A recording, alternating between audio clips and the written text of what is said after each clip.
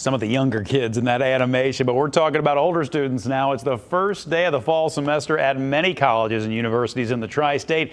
College, often a first step to adulthood, exciting, but it's scary. And here was some advice for college students and parents, too, is our buddy psychologist Rich Hall. Dr. Hall, good to see you this morning. Thanks for coming in. Good to see you, too, Bob. You know, Bearcats are back, and Musketeers are back, and the Norse are back, and all of that kind of thing. It's such a step, and one that you know very, very well, having worked with students at Miami. They're not back till next week. Yes, they got a whole nother week. What was that experience like for you, and is it like for you in working with students? It's often a very exciting time.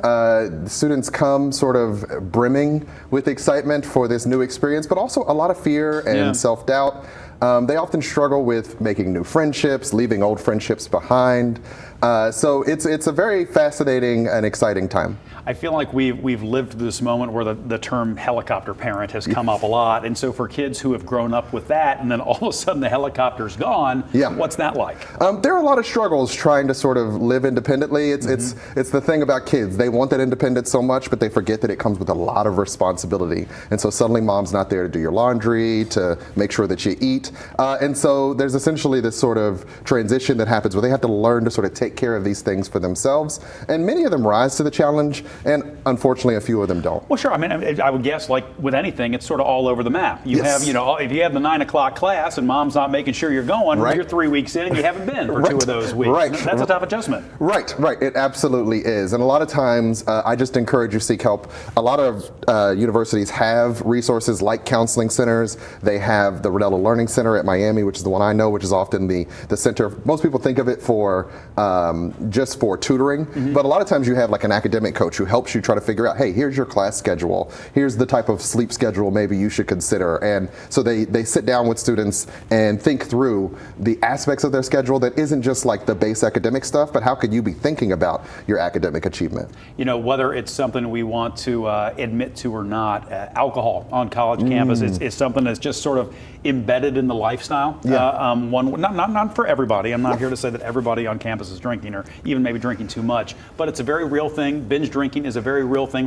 We're a lot of young people who have maybe never experienced that before, you know, are going to make some poor decisions. Yes. Talk about alcohol on campuses. Alcohol is a huge problem. So you're actually talking to the former substance abuse coordinator at the Miami University Student Counseling Center. So that was like my main job for 8 years, was to try to help students make better choices. Many come to college having never really engaged in drinking before, but because they think of it as part of the experience, they will then overindulge. And very often they're just not thinking in terms of what they can handle, and they're relying on their friends who often encourage over drinking.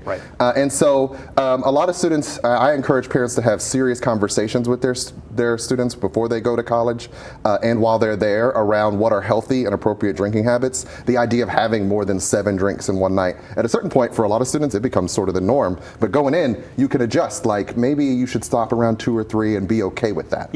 Well, you know, so often when we talk about peer pressure too, we're talking about at middle school level and high school level, but I think there's an intensity that comes with that at the college level where you think, I'm at a college party, if I'm not doing a keg stand, I'm doing it wrong. Right, no, absolutely. A lot of the ideas that they have around alcohol they're based on mythology. It's not based on what the actual human physical body can handle, but maybe what they've seen in a movie. And it was fascinating to me how often I'd be talking to students and say, well, do you feel pressured to drink by your peers? And they would say, no one ever comes up to me with a drink. And it's like, but do you feel like you need to do more when you're around people? Because that's also peer pressure. The idea that I wouldn't do this if I was alone. Many people have a stigma around drinking alone, but I have to overdo it when I'm with people. And that's also peer pressure. Thinking about the fact that, you know, you're being influenced by the room to do what you normally wouldn't do for yourself. Whether somebody's sticking in your face or not, it's being stuck in your face, essentially.